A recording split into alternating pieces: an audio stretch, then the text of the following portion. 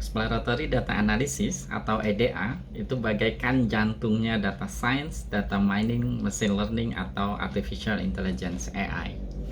Sebagian besar pekerjaan data scientist atau data analis sebenarnya adalah EDA, yaitu data preparation seperti meremove noise, menghandle missing values, outlier, menangani duplikasi data, dan lain sebagainya. Di EDA kita juga bisa menghasilkan beberapa informasi atau insight yang berguna lewat berbagai visualisasi. Lalu bagaimana EDA ini dilakukan? Mari kita simak bersama. Baik, mari kita mulai diskusi kita di lesson pertama di modul Exploratory Data Analysis. Nah, di kurikulum konvensional, EDA ini adalah bagian dari beberapa modul lain. Sebagai contoh misalnya data mining. Namun di kurikulum yang lebih spesifik ke data science, EDA berdiri sendiri. Baik, mari kita mulai. Pada kesempatan pertama ini kita akan membahas data preparation. Nah, berikutnya nanti di EDA yang kedua, lesson kedua, kita akan berbicara tentang visualisasi. Baik, EDA ya, exploratory data analysis, ini adalah bagian awal sebelum seorang data scientist atau data analis kemudian membuat model yang lebih kompleks. EDA ini juga kemudian digunakan untuk mendapatkan informasi atau insight lewat visualisasi dan statistik-statistik dasar. Nah, EDA sebenarnya diperkenalkan oleh John Tukey di tahun 1961 dan kemudian semakin berkembang seiring berkembangnya ilmu dan teknologi terkait data. Apa saja yang kemudian dilakukan di exploratory data analysis atau EDA? Di antaranya adalah data preparation, seperti mentransformasi data, lalu tipe data, menyesuaikan tipe data apabila ada yang kurang tepat, noise, menangani noise misalnya, lalu missing value, outlier, dan lain sebagainya. Termasuk di dalamnya memeriksa asumsi-asumsi model yang akan digunakan pada tahap selanjutnya. Juga kita lewat EDA kita juga kemudian bisa melihat apakah kita perlu melakukan transformasi pada data yang kita miliki sebelum kita gunakan di pemodelan di tahap selanjutnya. Baik. Jadi di EDA ini kita kemudian bisa juga mendapatkan dugaan-dugaan atau hipotesis-hipotesis yang nanti akan kita verify lewat model-model. Mengapa demikian? Nanti kita akan bahas. Karena EDA walaupun sangat powerful, tapi dia juga kemudian memiliki beberapa keterbatasan, yang kemudian keterbatasan itu nanti bisa ditutupi oleh model-model yang kita gunakan. Nah di EDA sendiri juga nanti juga kita bisa mendapatkan di antaranya rekomendasi untuk apakah kita memerlukan data lebih banyak atau variabel lain yang dibutuhkan oleh model. Karena di EDA kita sudah bisa melihat dugaan kira-kira performa model nanti seperti apa. Data di dunia nyata bisa berasal dari satu tabel maupun beberapa tabel. Silahkan akses DFDS 01, dasar database untuk data scientist. Nah, di situ dijelaskan di dunia nyata biasanya data yang berasal dari basis data itu jarang sekali dia berasal dari satu tabel. Biasanya seorang data scientist atau data analis kemudian melakukan join ya dari beberapa tabel tersebut untuk membentuknya menjadi satu tabel. Mengapa demikian? Karena data engineer dan database administrator ya menyimpan datanya dalam bentuk data yang ternormalisasi. Yang gunanya adalah supaya dia lebih efisien dan lebih cepat, lebih baik juga dalam memanage data. Nah, tapi keperluan data scientist dan data analis di sini, nah ini di database gitu ya. Nah, ini di data scientist kita tapi perlunya satu tabel karena nanti modelnya hanya bisa menerima dari satu tabel. Jadi datanya dalam bentuk vektor gitu ya. Nah, ada beberapa istilah di tabel ini. Nah, satu baris biasanya disebut sebagai objek atau entitas. Nah, setiap objek atau entitas ini akan memiliki beberapa atribut. Atribut-atribut ini kemudian ada yang menyebutnya sebagai fitur, biasanya orang machine learning nyebutnya fitur, orang statistik kadang-kadang nyebutnya covariates, ada variabel atau sekedar kolom. Nah, orang database nyebutnya fields, tapi kurang lebih maknanya sama. Nah, tadi ya, setiap ini baris itu objek atau instance. Nah, setiap nilai di atributnya ini disebutnya states. Jadi misalnya di sini stage-nya no, stage-nya single gitu ya. Ini stage-nya yes dan lain sebagainya. State dari suatu atribut. Nah, oke, itu kita mulai dari situ beberapa istilah dasar terkait dengan dataset ya, data. Exploratory data analysis ya, atau EDA, kalau kita mengutip dari IBM yang menyebutkan sampai bahkan 80% waktu itu digunakan untuk melakukan EDA ya, melakukan pre-processing data, mengorganize data. Baru 20%-nya adalah analitiknya. Kalau SAS menyampaikan katanya ya sekitar 40 sampai 60% ya. 40 sampai 60%. Tapi sumber apapun yang kita gunakan biasanya selalu mengatakan bahwa pre-processing atau EDA itu memakan effort yang paling besar dari suatu data science life cycle ya. Jadi effort atau bagian paling besar dari analisa data justru pada persiapannya, bukan pemodelannya, bukan juga pada interpretasinya, tapi kemudian pada persiapan datanya seperti itu. Baik. Reprocessing data ini kemudian akan menjadi kunci utama apakah kita akan mendapatkan model yang valid dan reliable. Jadi artinya apa? Kalau kita melakukan data preprocessingnya tidak baik, nah, maka nanti akan menghasilkan model dengan insight yang salah atau model dengan performa yang buruk. Bahkan tidak hanya itu, nanti kita akan lihat bahwa jika kita tidak melakukan preprocessing yang baik, bahkan sekedar visualisasi saja, itu tidak akan bekerja. Kalaupun kita mau mengambil insight dari beberapa statistik dasar, bahkan kalau kita mau mengambil beberapa insight dari statistik dasar, itu pun akan kemudian keliru apabila kita tidak melakukan preprocessing dengan baik. Gitu ya. Nah, perlu dipahami kemudian adalah preprocessing yang berbeda berarti akan menghasilkan hasil nanti insight yang berbeda, akan mendapatkan performa dari model yang berbeda juga. Bahkan tidak hanya itu. Nanti untuk setiap model yang berbeda akan membutuhkan preprocessing yang berbeda. Nah, ini sering saya temukan kesalahan pemahaman tentang preprocessing. Saya sering melihat bahwa preprocessing kemudian adalah satu kesatuan, lalu hasil preprocessingnya dipakai untuk berbagai macam model. Nah, ini sebenarnya kurang tepat. Yang tepat kemudian adalah nanti untuk beberapa model, dia kebutuhannya bisa jadi berbeda dibandingkan model yang lain. Sebagai contoh, ada model yang kemudian bisa menghandle missing value, ada yang tidak. Seperti itu. Nah, kita akan bahas lebih lanjut nanti. Nah, ini tadi beberapa proses dasar di sini. Nah, ini bisa dilakukan di pemrograman, ya. Data preparation-nya bisa juga dilakukan di SQL lewat query-query. Jadi bahkan sebenarnya jika dilakukan lewat query-query, nah ini terkadang seringnya lebih cepat. Mengapa demikian? Karena memang struktur data di database itu kemudian ada indeks-indeks yang bisa dimanfaatkan sehingga prosesnya jauh lebih cepat dibandingkan kita melakukannya programmatically di bahasa pemrograman. Okay. Nah, tapi kemudian itu membutuhkan kompetensi database yang lebih besar, lebih dalam gitu ya. Nah, ini ada tadi sudah disebutkan data cleaning-nya, data preparation-nya termasuk noise, outlier, dan duplikasi, transformasi data jika dibutuhkan, tergantung juga nanti adalah asumsi dari modelnya seperti apa, bahkan dimensional reduction.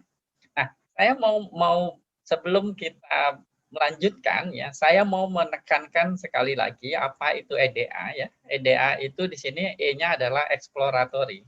Jadi kita mengeksplor data itu ya. Nah, di dalamnya tadi ada yang komponen utamanya adalah data preprocessing atau preparation ya, preprocessing di sini.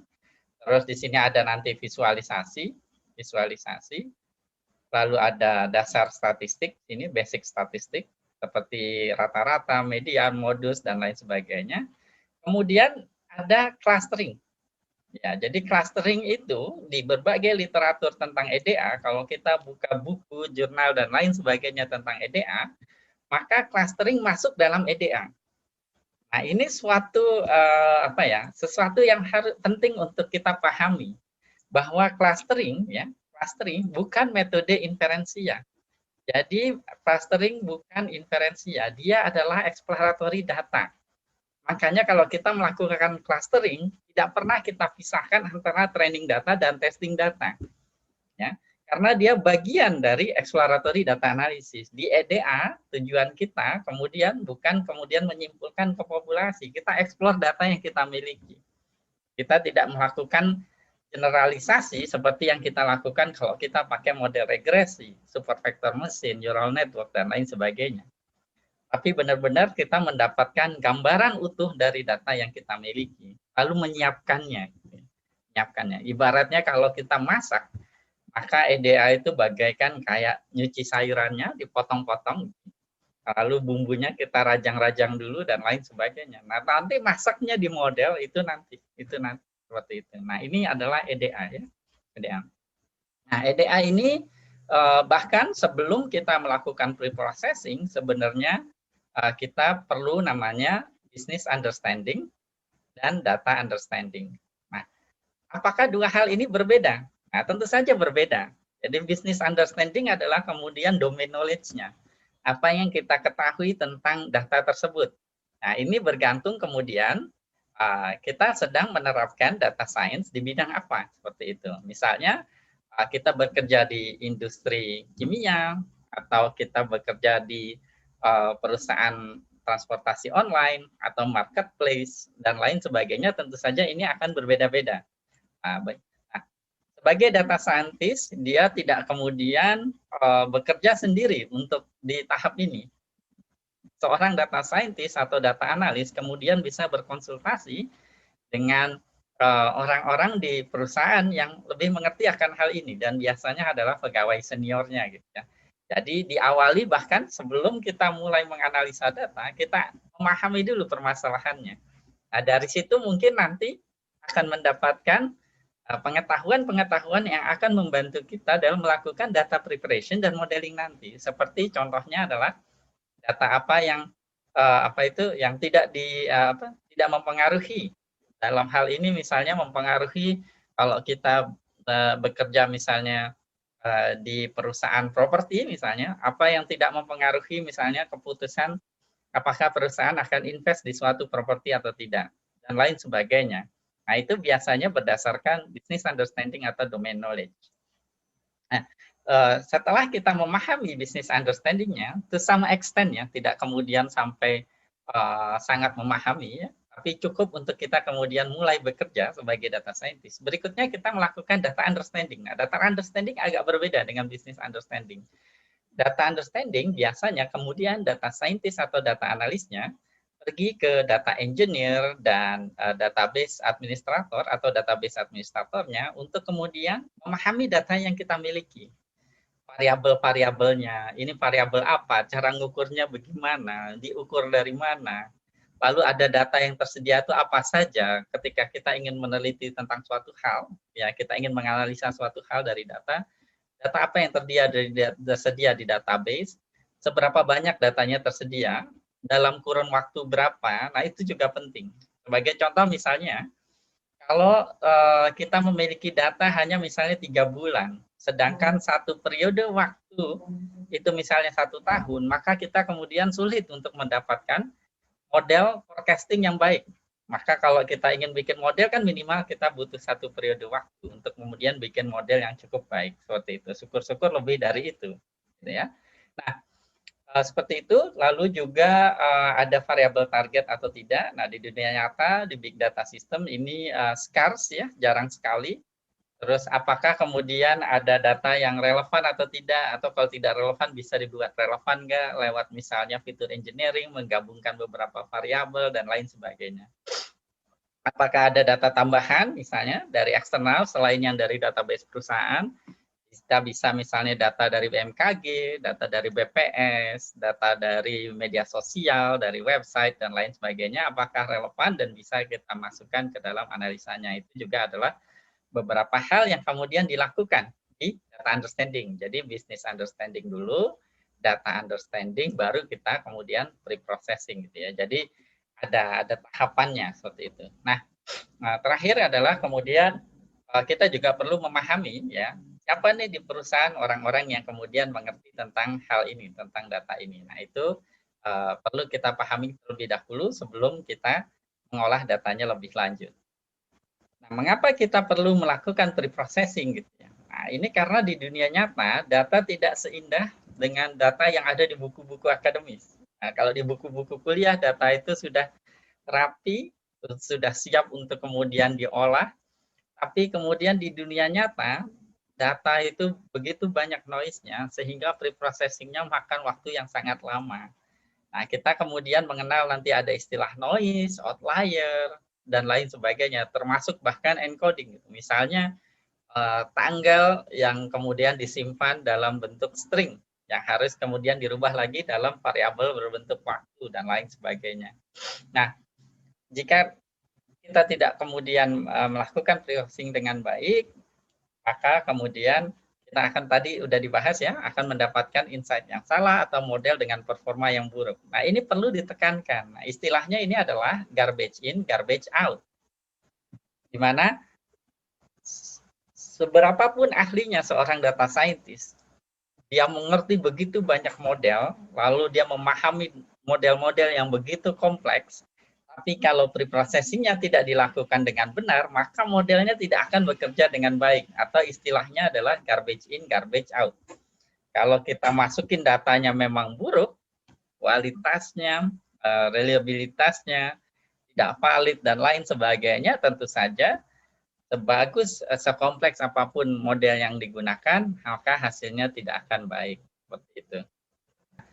Beberapa langkah utama setelah kita melakukan apa itu tadi ya, business understanding dan data understanding, kemudian ya sudah kita lakukan data gathering ya. Kita data gatheringnya ini bisa berasal data dari database atau data warehouse di perusahaan, lalu kita integrasi data, ya, apa itu ekstraksi data tersebut bisa dari query dan lain sebagainya, lalu kita nanti melakukan cleaning data ya, transformasi jika dibutuhkan, dan ini tergantung nanti modelnya apa yang digunakan. Nah, begitu juga dengan melakukan normalisasi atau standarisasi di machine learning, ini biasanya dianjurkan untuk dilakukan untuk meningkatkan performa model. Nah, mengapa alasannya itu sudah dijelaskan di modul metode numerik. Pada kasus-kasus tertentu, nah, maka di EDA itu juga dilakukan data reduction. Data reduction bisa dilakukan data reduction baris, misalnya dengan melakukan sampling sederhananya. Bisa juga kemudian data reduction variabelnya direduksi. Bisa dengan melakukan feature selection berdasarkan domain knowledge atau berdasarkan metrik atau ukuran tertentu, dan cara-cara lain seperti misalnya ada dimension reductional teknik seperti singular value decomposition, terus nanti ada latent direct rate allocation, NMF, dan lain sebagainya. Itu nanti ada metodenya sendiri. Tapi ini tentu saja case by case, tidak selalu dilakukan dalam EDA. Nah, baik, pada kesempatan kali ini kita akan menggunakan studi kasus ini. Nah, bayangkan Anda sekarang adalah seorang data scientist atau data analis yang sedang bekerja di sebuah perusahaan properti. Nah, kalau di Indonesia ini berarti seperti Century 21, terus Ray White, dan perusahaan-perusahaan lainnya. Oke. Nah, kemudian kali ini data scientist-nya sejak awal sudah diberikan task-nya. Apa task yang diinginkan oleh perusahaan adalah kemudian memberikan rekomendasi ya, properti-properti mana yang sebaiknya perusahaan kemudian invest di sana. Seperti itu. Jadi kemudian dari rekomendasi kita, perusahaan akan melakukan investasi. Data yang kita gunakan pada kali ini adalah data dari buybyhome.com. Itu ada variabel jarak ke taksi ya, kalau di luar negeri ada, tapi kalau sekarang kayaknya ada Uber, kalau ada transportasi online, ini semakin tidak relevan lagi, tapi tidak mengapa kita gunakan dulu. Jarak ke pasar, jarak ke rumah sakit. Nah, kalau di Indonesia ini mungkin yang penting adalah jarak ke sekolah favorit ya. Karena di Indonesia kemudian sistem sekolah ini menggunakan sistem rayon gitu ya, daerah. Lalu ada berapa ini ya, karpet ya, bagian dari rumah yang diberikan karpet karena di luar negeri ada musim dingin, winter, sehingga memerlukan karpet ya, supaya lebih hangat rumahnya. Lalu luas bangunan, tipe tempat parkirnya seperti apa, nanti kita lihat. Lalu rumahnya berada di kategori tipe apa, misalnya di pusat kota, kota metropolitan, atau misalnya kalau di Indonesia di kabupaten, dan lain sebagainya. Curah hujan, dan terakhir adalah harga rumahnya itu sendiri. Oke, pada kesempatan kali ini kita akan menggunakan beberapa modul. Utamanya adalah kita akan menggunakan modul Panda ya untuk melakukan beberapa pre-processing. Lalu untuk visualisasi kita akan menggunakan Matplotlib dan Seaborn. Dua modul ini biasanya digunakan untuk visualisasi. Lalu modul pendukung seperti biasa NumPy ya. NumPy digunakan untuk banyak hal di Python, terutama terkait perhitungan-perhitungan numerik. Data yang kita gunakan pada kesempatan ini adalah data berbentuk CSV. Datanya bisa diunduh juga dari sumbernya langsung, atau kalau Anda menggunakan Google Colab, datanya sudah saya buat mirror-nya di GitHub-nya. Jadi silahkan saja jalankan sel ini. Nah, kalau Anda ingin menjalankan secara lokal, maka data ini harus diunduh dulu, lalu diletakkan dalam folder data di mana Jupyter Notebook Anda berada. Tapi kalau menggunakan Google Colab, maka jalankan saja sel ini, nanti datanya akan otomatis terdownload di folder data, karena ini dibuat dulu folder datanya, ini perintah Linux. Lalu widget itu adalah mendownload datanya, dimasukkan ke folder data tersebut. Nah, kemudian baru datanya dibuka ya dari file CSV-nya. Nah, mungkin ini ada sedikit diskusi menarik ya. Nah, kalau Anda baca berita baru-baru saja di England, terjadi suatu peristiwa di mana kemudian karena datanya disimpan dalam Excel, kemudian ada kejadian di sana musibah ya, ada maksimum baris dan maksimum kolom yang kemudian bisa dihandle oleh Excel. Nah, sehingga sangat tidak dianjurkan ya kalau di dunia nyata kita menyimpan data di Excel, terutama kalau datanya besar tentu saja atau berpotensi untuk jadi besar.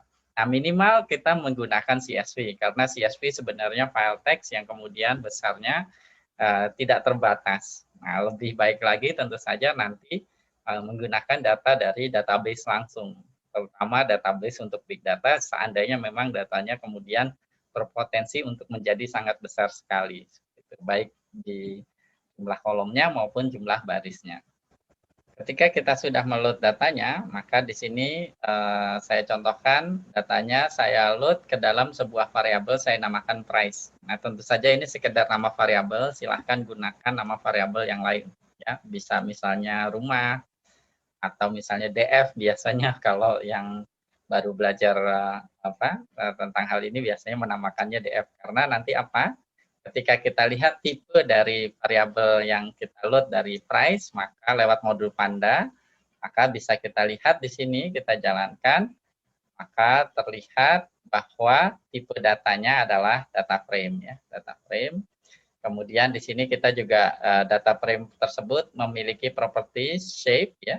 Dia adalah tuple berpasangan. Di sini saya simpan misalnya dalam folder N dan P, di mana N menyatakan jumlah baris, lalu P menyatakan jumlah kolom atau banyaknya variabel di data kita. Nah, berarti pada saat ini datanya sudah terload di memori di Python ya, di RAM kita ya. Kemudian bisa diakses lewat Python. Nah, datanya ada 936 baris dan 10 variabel atau kolom. Ketika kita membuka file CSV di misalnya Microsoft Excel atau Google Sheet, maka kemudian kita bisa langsung melihat datanya. Tapi tadi ketika kita kemudian mengimport data ke Python lewat modul Panda, maka kita kemudian tidak langsung mendapatkan datanya seperti apa. Nah, untuk kemudian mengintip datanya seperti apa, perintahnya ada beberapa perintah di Python. Yang pertama adalah head. Nah, head ini kalau kita jalankan, kemudian dia akan menampilkan 5 data teratasnya. Nah, head ke atas. Nah, ini tapi tentu saja kita kemudian bisa merubahnya misalnya jadi 7 data teratas seperti ini. Nah, kemudian data scientist atau data analis bisa mulai melakukan pemahaman data lebih lanjut dengan melihat isi dari datanya ya. Seperti contohnya di sini, oh ini koma 0, koma 0, koma 0 semua, oh ini sepertinya harusnya integer nih, tapi yang nggak terlalu masalah ya biasanya ya. Integer dan float gitu ya, itu sama-sama numerik ya. Ingat tipe data Stephen yang pernah kita bahas. Nah, kemudian tapi di sini ada variabel namanya observasi. Loh, kok ini sepertinya hanya menyatakan jumlah barisnya 1, 2, 3, 4, 5, 6, 7. Nah, nanti kita cek kalau benar berarti dia kemudian tidak dibutuhkan untuk preprocessing lebih lanjut maupun pemodelan kita. Mengapa demikian? Karena di data science, di machine learning, itu pada dasarnya adalah kalau kita punya data atau variabel dalam hal ini ya, dalam hal ini variabel, maka jika dia terlalu seragam dan terlalu beragam, maka dia tidak bermanfaat untuk analisa lebih lanjut, baik di EDA maupun di model. Nah, konsep ini kita dapatkan di information theory, Shannon ya, ininya tokoh paling terkenalnya. Nah, maksudnya bagaimana? Nah, saya tidak akan jelaskan dengan formula, dengan rumus-rumus, tapi saya cukup jelaskan seperti ini. Misal di data ada misalnya di sini jenis kelamin, lalu di data tersebut pria semua dan hanya satu yang wanita atau dua atau bahkan tidak ada sama sekali, maka tentu saja variabel ini tidak informatif. Nah, bagi model dia kemudian tidak berguna untuk memprediksi atau melakukan peramalan. Begitu juga kalau ada data yang terlalu beragam seperti ini, atau data kayak misalnya nomor mahasiswa, ya, nomor induk mahasiswa atau nomor induk pegawai atau NIK ya, nomor kependudukan, di mana nilainya berbeda semua di setiap baris. Maka dia biasanya hanya digunakan untuk label, tapi tidak untuk analisa lebih lanjut, baik di EDA maupun di pemodelannya, seperti itu. Nah, terus seperti itu kita bisa lihat datanya di sini, misalnya oh parking dia kategorik ya, terus ya, nilai-nilainya state-nya adalah open, not provided, covered dan lain sebagainya, ada no parking juga. Lalu city kategori adalah kategori A, B dan seterusnya. Lalu rainfall di sini adalah integer ya, numerik, dan house price juga demikian. Nah, ini jadi kita kemudian bisa mendapatkan datanya seperti apa gitu ya. Cara berikutnya kemudian untuk mengintip datanya, ya dalam tanda kutip mengintip datanya adalah melihat datanya di ujung paling bawah. Nah, kalau tadi perintahnya head, nah sekarang kita tail. Ya, misalnya kita ingin melihat 9 data terakhir seperti ini, maka berarti price.tail 9. Maka kita lihat datanya seperti ini. Nah, ini akhirnya kita mengkonfirmasi bahwa variabel observasi memang dia menunjukkan hanya baris keberapa saja. Nah, nanti perlu kita lakukan preprocessing untuk meremove variabel observasi. Cara yang ketiga, yang kemudian ini sih recommended ya, yaitu dengan kemudian mengambil sampel secara random ya. Jadi tidak yang atasnya saja, bawahnya saja, tapi kita ambil beberapa contoh secara random. Misalnya di sini saya tuliskan price.sample 10, maka kemudian si modul Panda ini akan memilihkan 10 contoh data ya secara random. Nah, kita dapatkan seperti ini, seperti itu ya. Nah, ini saya tadi lupa menyampaikan kolom paling sebelah kiri ini adalah indeks dari data frame-nya. Nah, nanti ini adanya namanya log nanti ya. Seperti kayak indeks di array ya, dia punya indeks, maka data frame juga punya indeks. Para data scientist atau data analis dalam kesehariannya tidak jarang kemudian dihadapi oleh data yang jumlah variabel atau kolomnya itu cukup banyak. Sehingga perintah seperti .column seperti ini akan sangat membantu sekali untuk mendapatkan ada variabel-variabel apa saja di data. Sebelumnya kita sudah mendapatkan informasi bahwa variabel ini observasi ya, dia ternyata hanya menunjukkan baris keberapa suatu data berada, sehingga seperti penjelasan sebelumnya kita perlu remove. Nah, untuk meremove kolom ini perintahnya cukup mudah sekali. Di data frame perintahnya fungsinya adalah drop, lalu apa kolom atau variabel yang ingin dihapus. Di sini aksis sama dengan 1 maksudnya kolom, karena aksis sama dengan 0 adalah baris. Lalu in place sama dengan true. Nah, ini parameter yang sangat baik sekali, karena artinya dia kemudian tidak membuat variabel baru atau copy variabel di di memori. Kalau seandainya kita punya data frame, misalnya kolomnya adalah A, B, C, maka kalau kita melakukan seperti ini, DF sama dengan DF A, B, misalnya kita mau meremove C, maka ini bukan good practice di Python. Karena walaupun hanya sesaat, tapi di memori kita itu ada DF, lalu ada DF copy di sini. Sementara ya, DF copy ketika ini dilakukan. Nah, terus disimpan di sini, baru kemudian yang ini dihapus, lalu baru jadi ada satu DF. Tapi sesaat dia ada dua DF di memori, atau disebutnya copy memory. Kenapa ini tidak bagus? Karena kalau kita mengolah data yang besar seperti big data, nah, melakukan hal tersebut bisa kemudian menambah waktu, kompleksitas, dan juga penggunaan memori yang sangat besar sekali. Nah, perintah in place sama dengan true, dia tidak melakukan copy memory, karena kemudian df di sini adalah objek dan dia punya pointer to kolom-kolomnya. Jadi misalnya di sini pointer to observation. Nah, yang dia lakukan cukup hapus ini aja, pointernya aja. Lalu kemudian value di mana si kolom observation berada. Nah, kemudian tapi tidak ada copy memory di RAM-nya, di memori komputer. Sehingga sebisa mungkin jika memang ada parameter in place sama dengan true, sebaiknya digunakan. Nah, ini kita jalankan, maka kemudian kita sudah mendapatkan data di mana observasinya sudah tidak ada lagi. Nah, kemudian kita bisa mengeluarkan perintah price.info.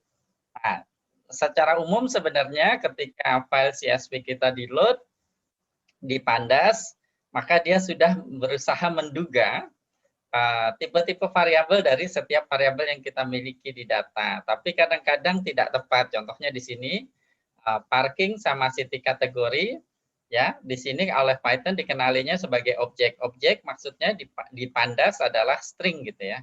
Namun lebih tepatnya tadi kan untuk kasus kita di data ini dia harusnya adalah kategori. Kalau yang lainnya ini masih float, walaupun kita lihat tadi harusnya integer gitu ya, tapi karena nanti dalam memprosesannya saya akan perlakukan secara numerik, jadi tidak mengapa di situ saya tetap jadikan sebagai float saja. Cuma ini kita rubah nih parking sama city kategori. Dan bagaimana kita merubahnya, merubah tipe variabel tadi? Nah, ini cukup mudah di modul Pandas di Python, cukup menyampaikan bahwa price parking sama dengan price parking, tapi terus kemudian dot as type-nya kategori. Begitu pula juga di variabel city kategori.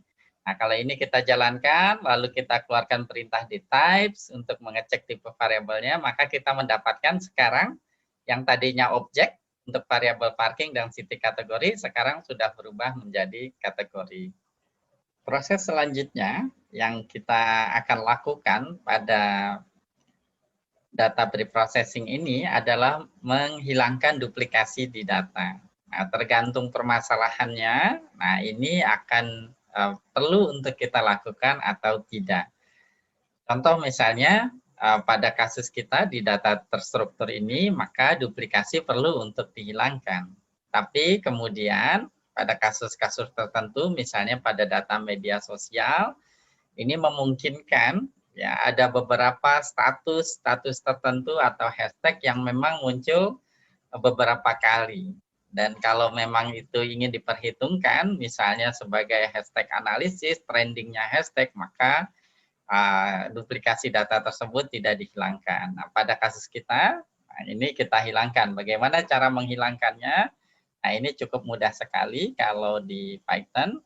Itu cukup kita kemudian memeriksa dulu nih. Ini memeriksa dulu. Nah, untuk memeriksanya di Python perintahnya hanya kemudian price.duplicated lalu .sum. Nah, kalau kita kemudian jalankan perintah ini, maka kita dapatkan di sini, nah tadi ya kita shape dulu, shape-nya 936 baris, 9 kolom, karena tadi kita sudah menghilangkan satu variabel observasi, dan di sini duplikatnya ada sebanyak 4 baris, gitu ya, seperti itu. Nah, bagaimana cara menghilangkannya? Kemudian kita bisa hilangkan dengan cara di sini. Nah, ini cukup mudah saja. Perintahnya adalah drop duplicates. Drop duplicates, lalu kita pakai perintah seperti tadi, in place sama dengan true untuk efisiensi memori. Kemudian kita cek lagi nih price duplicated sum-nya berapa. Kalau perintah ini bekerja dengan baik, maka seharusnya ini jadi 0, bukan lagi 4. Lalu kalau kita cek price.shape-nya, ukuran data kita seharusnya sudah berkurang dari ukuran sebelumnya. Kita jalankan, nah kita dapatkan bahwa data kita, nah di sini 0 ya, duplicated sum-nya sudah tidak ada lagi, dan data kita sudah berkurang 4 baris, duplikasinya sudah hilang. Nah sampai sini saya ingin menyampaikan bahwa seandainya tadi kita tidak menghilangkan dulu variabel observasi, maka tidak akan ada duplikasi karena setiap baris kan berbeda nilai observasinya seperti itu. Nah, ini kemudian ada hikmah yang bisa kita ambil dari sini bahwa pre-processing itu memiliki suatu keterurutan tertentu yang penting untuk dilakukan.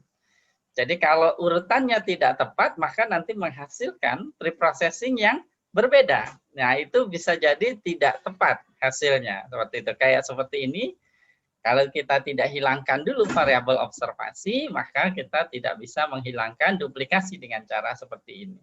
Nah, itu ya, itu adalah hal yang penting untuk diingat bagi data scientist maupun data analis. Jadi ada keterurutan pre-processing. Nah, ini akan lebih terasa lagi nanti ketika kita mengolah data yang berbentuk teks seperti itu. Nah, selanjutnya kita akan melakukan variable selection. Nah, variable selection sendiri kalau di dunia nyata ya bisa kita lakukan dengan domain knowledge ya, bergantung pada kemudian pengetahuan kita, business understanding kita terhadap permasalahan, variabel mana yang kemudian bisa diikutsertakan, variabel mana yang tidak diikutsertakan. Pada contoh ini misalnya saya hanya akan melakukan selection berdasarkan tipe dari variabelnya. Contohnya kalau kita ingin hanya mengambil variabel-variabel yang bertipe numerik, baik float maupun integer, maka kita bisa melakukannya dengan perintah select the type. Lalu kita tambahkan parameternya, include, lalu apa yang mau kita include tipe variabelnya. Nah, dalam hal ini saya float dan integer. Nah, disimpan hasilnya dalam sebuah data frame baru. Di sini contohnya price underscore num yang kalau saya lakukan, maka kemudian kita mendapatkan hanya variabel-variabel bertipe numerik. Begitu juga dengan kalau misalnya kita hanya mengambil yang kategoriknya saja seperti itu. Nah, kemudian kita bisa mengubah di sini parameternya jadi include-nya kategori.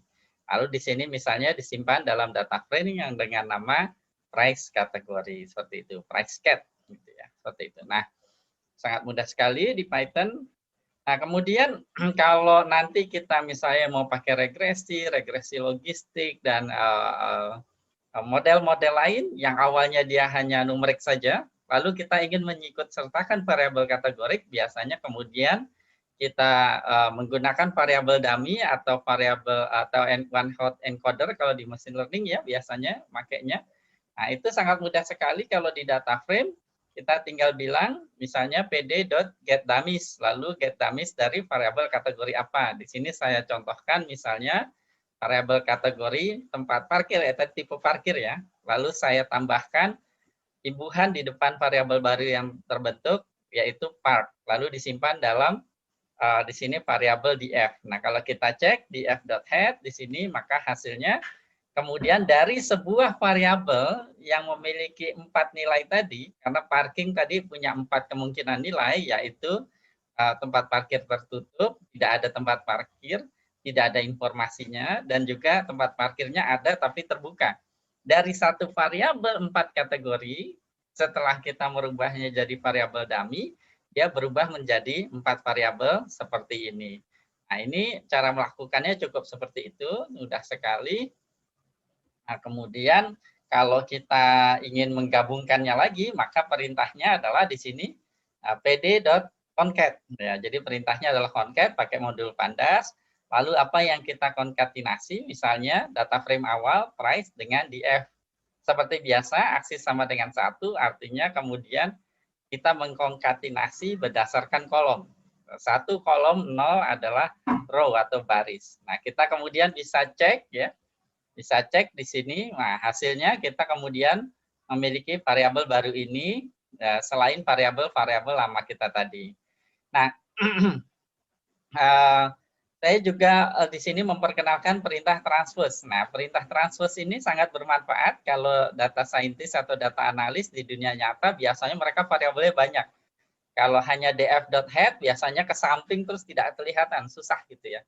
Nah, dengan perintah transpose kemudian kalau variabelnya banyak, ini sangat membantu sekali kita untuk mengintip data frame-nya seperti itu ya. Oke. Oke, selanjutnya tentu saja kemudian kita juga bisa memilih variabel yang kita inginkan ya dengan cara memilihnya secara manual. Jadi misalnya pada saat kita menggunakan business understanding di feature selection. Dalam hal ini saya mencontohkan misalnya variabel X ya, variabel baru di sini adalah kemudian dari data frame kita tapi hanya mengambil dua variabel. Contohnya di sini adalah house price dan jarak ke pasar. Yang harus hati-hati di sini adalah kurung sikunya ada dua ya. Kurung sikunya ada dua. Nah ini biasanya untuk pemula suka membuat kesalahan di mana dia kurung sikunya satu. Nah ini harus hati-hati kurung sikunya dua seperti ini.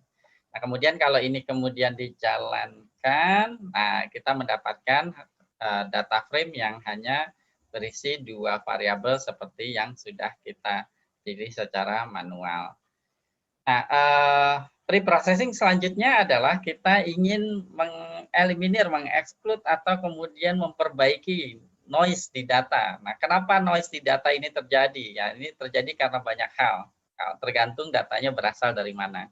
Kayak misalnya kalau datanya berasal dari sensor, bisa jadi karena misalnya baterainya lemah atau karena ada faktor cuaca yang mengganggu sensornya atau misalnya alat ukurnya bermasalah. Kalau diinput secara manual mungkin ada kesalahan input oleh yang entry dan lain sebagainya. Kalau datanya dikirim karena apa itu transmisi yang tidak sempurna, nah ini biasanya noise ini kemudian terjadi, termasuk karena inkonsistensi penamaan sesuatu. Misalnya jenis kelamin ada pria, ada lelaki, ada laki-laki, gitu. Ada cowok banget misalnya seperti itu. Berikutnya kita akan membahas di EDA ini adalah deskriptif statistik. Statistik sederhana seperti rata-rata, median, dan modus. Tapi saya nggak akan terlalu dalam karena saya yakin pemirsa ini sudah mendapatkan pembahasan tentang ini sebelumnya, baik di SMA atau di kuliah gitu ya, karena ini dasar sekali. Cuma saya ingin bahas bagaimana kemudian melakukannya di Python. Oke, ada beberapa ukuran pusat data ya di statistika deskriptif ya, dasar ya. Yang pertama rata-rata, yang sebenarnya di sini adalah penjumlahan dari seluruh data dibagi jumlah datanya kayak gitu, baik di sampel maupun populasi sama. Kemudian ada di sini sih weighted ya, weighted arithmetic mean. Nah ini variasinya saja seperti itu. Lalu ada juga median.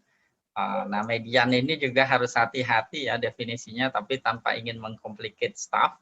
Intinya adalah nilai tengah data gitu saja.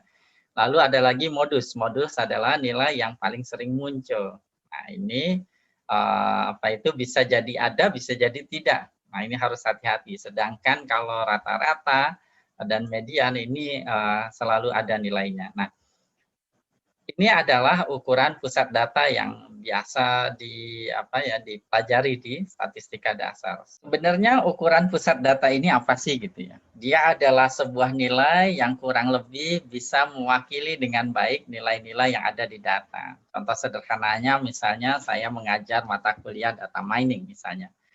Lalu tiba-tiba saya bertemu di luar kelas bertemu dengan ketua jurusan. Nah, kemudian ketua jurusannya menanyakan kepada saya misalnya, bagaimana kondisi anak-anak data mining misalnya. Nah, tentu saja saya tidak bisa kemudian menceritakan si A dapat sekian, si B dapat sekian nilainya sampai 40 anak misalnya. Nah, kemudian saya bisa cukup dengan mengatakan misalnya, oh rata-ratanya 70.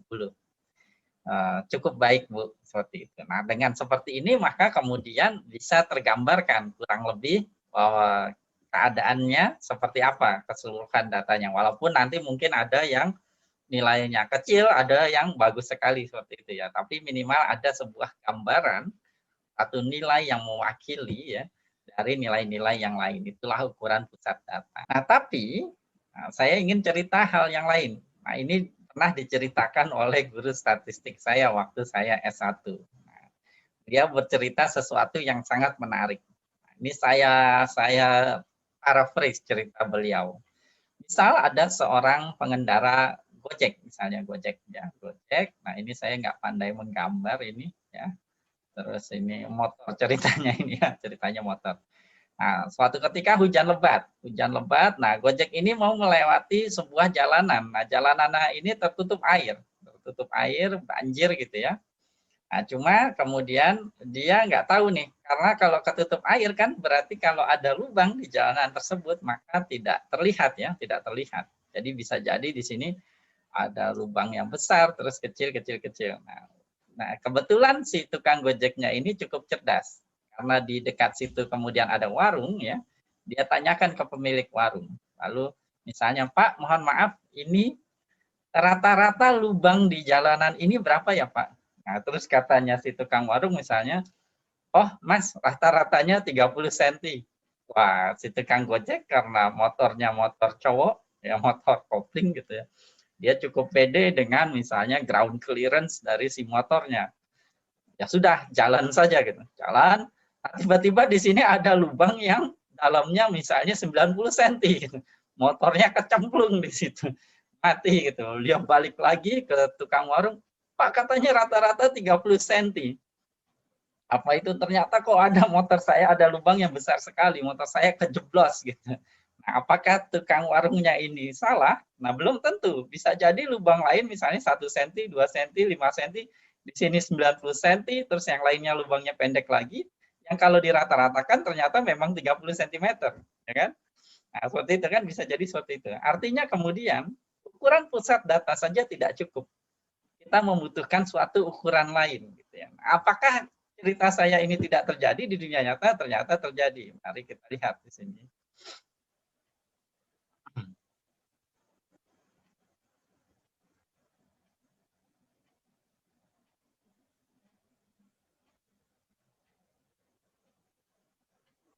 Nah, contoh ini adalah contoh nyata dan saya yakin ini tidak satu dua kali kejadiannya, bahwa ini terjadi di berbagai tempat seperti itu. Jadi ada lubang yang dalam, tapi ketika banjir, kemudian ini lubang ini jadi tidak terlihat. Oke. Ini di luar materi ya, agak menariknya kemudian ya orang-orang di sekitarnya tahu itu ada lubang, terus orang banyak lalu lalang di situ, seharusnya diberi apa ya, tanda atau apa gitu. Nah, ini kan kalau kita lihat bajunya kurang lebih orangnya sama gitu ya. Oke, nah ini. Nah, kita lihat ada mobil misalnya mau lewat, Bu, ya dikasih tahu gitu ya. Tapi orangnya sama sih, baju kuning itu, baju merah itu. Nah, inilah, tapi dibiarkan aja dia jeblos gitu. Ya walau alam lah, ini saya tidak tahu aslinya seperti apa, tapi itu hanya ilustrasi aja cerita.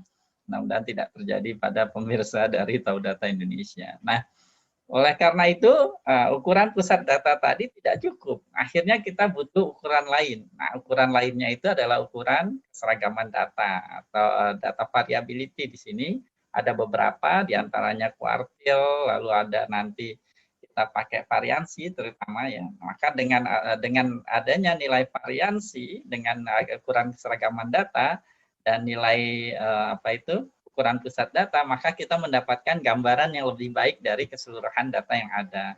Misalnya rata-rata 70, lalu kemudian simpangan bakunya misalnya 10, kayak gitu. Oh, versus kalau simpangan bakunya agak lebih besar, maka berarti ada yang nilainya kecil sekali, akan ada yang nggak lulus, dan ada yang nilainya bagus sekali, seperti itu. Nah, ini ya, jadi ukuran pusat data dan ukuran keseragaman ya. Nah, kemudian bagaimana kita menghitung statistika deskriptif ini? Nah, di modul Pandas ini sangat mudah sekali. Perintahnya hanya kemudian variabel data frame kita, kemudian dot describe. Nah, kalau kita lakukan hal tersebut, maka terlihat dia akan mengeluarkan berbagai statistika sederhana dari data kita. Seperti di sini ada count-nya, jumlah data dari setiap variabel. Nah, ini juga bisa digunakan untuk mendeteksi adanya missing value sebenarnya, lalu rata-rata, standar deviasi, nilai minimum, nilai maksimum, dan juga di sini ada median dan Q1, Q3-nya ya. Nah, saya ingin menyampaikan beberapa hal di sini. Nah, dari statistika deskriptif ini kita bisa memanfaatkan nilai minimum dan maksimum juga untuk mengecek noise dan outlier. Contohnya misalnya kalau ada variabel misalnya seperti ini harga rumah, lalu minimumnya misalnya negatif atau misalnya penghasilan atau gaji nilainya negatif, kemudian berat badan nilainya negatif, maka kita tahu berarti data kita masih memiliki noise. Jadi statistika deskriptif ini tidak hanya kemudian untuk mendapatkan informasi dari data kita, tapi juga kemudian bisa digunakan, dimanfaatkan untuk bagian dari membantu kita melakukan pre-processing. Nah, kemudian yang saya mau sampaikan lagi adalah kalau kita menggunakan perintah ini, maka yang muncul di sini hanya semua variabel yang numerik saja. Tapi seperti terlihat, nah, parking dan city kategori tidak ada di sini variabelnya. Maka bagaimana kemudian kita bisa mendapatkan juga informasi dari variabel kategori tersebut? Nah, perintahnya kemudian sama perintahnya, tapi kita tambahkan parameter dari fungsinya dengan mengikut sertakan include sama dengan all. Nah, kalau kita lakukan hal itu, kita jalankan selnya, maka kemudian kita akan mendapatkan informasi statistika deskriptif termasuk variabel kategoriknya. Nah, tentu saja kemudian ya di variabel kategorik kita punya di sini adalah berapa banyak nilai uniknya. Di parking tadi ada 4 macam, city kategori ada 3, kategori A, B, dan C. Nah, top ini adalah siapa sih yang paling banyak muncul. Nah, ternyata paling banyak adalah tipe tempat parkir terbuka dan berada di kota B seperti itu. Nah, berapa banyak? Nah, ini modusnya berarti ada 353 di sini untuk parking, ada 347 seperti itu. Nah, tentu saja kemudian untuk data yang numerik, nah ini tidak ada modusnya seperti itu. Nah, kan nilainya none semua seperti itu. Dan kebalikannya juga berarti benar. Untuk variabel kategorik ya tidak mungkin kita hitung rata-rata, standar deviasi, kuartil dan lain sebagainya. Minimum, maksimum tidak ada, makanya di sininya none. Jadi seperti itu. Nah, ini perintahnya cukup begini saja, sangat mudah sekali. Bayangkan kalau kita melakukannya di Excel. Nah, melakukannya di Excel kan agak lebih banyak kita kemudian perintahnya. Medium, min untuk setiap kolomnya, tapi kemudian di Python hanya satu baris kita mendapatkan keseluruhan informasi statistika deskriptif ini. Jadi sebenarnya hanya masalah kebiasaan saja.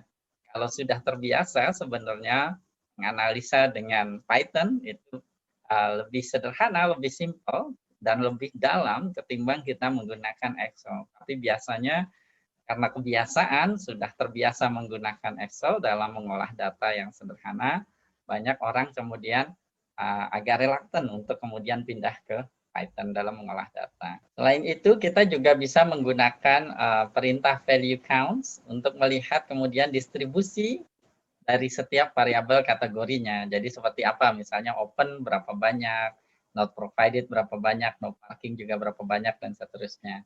Kita bisa juga kemudian menghasilkan contingency table, two-way contingency table untuk kemudian melihat cross antara dua variabel kategori. Contohnya di sini titik kategori dan parking. Jadi misalnya yang tempat parkirnya tertutup dan berada di kota A sebanyak 72, lalu misalnya tidak ada tempat parkirnya di kota C adalah 40 dan seterusnya.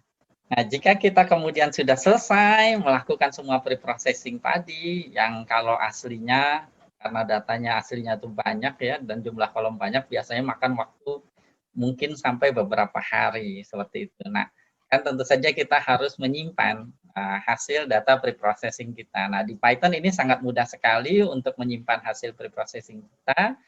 Perintahnya cukup nama data frame kita, misalnya di sini price to, kemudian to CSV, lalu di sini nama file CSV-nya. Nah, ini tambahan saya recommended aja, biasanya UTF-8 ya. Seperti itu. Tentu saja kalau misalnya menggunakan bahasa asing seperti bahasa Cina, bahasa Arab, dan lain sebagainya, Korea, maka encoding UTF-8 itu tidak dianjurkan. Tapi kalau seperti bahasa Indonesia dan bahasa Inggris, itu biasanya dianjurkan menggunakan encoding UTF-8. Nah, ini dijalankan, nanti ketika sudah dijalankan seperti ini, maka di folder yang kita tentukan akan muncul file baru, yaitu misalnya di sini saya namakan price.preprocess.csv. Lalu kita meloadnya sama seperti di awal lesson ini, bagaimana kita meload file CSV. Itu saja untuk lesson EDA 01 ini. Kita lanjutkan nanti di EDA 02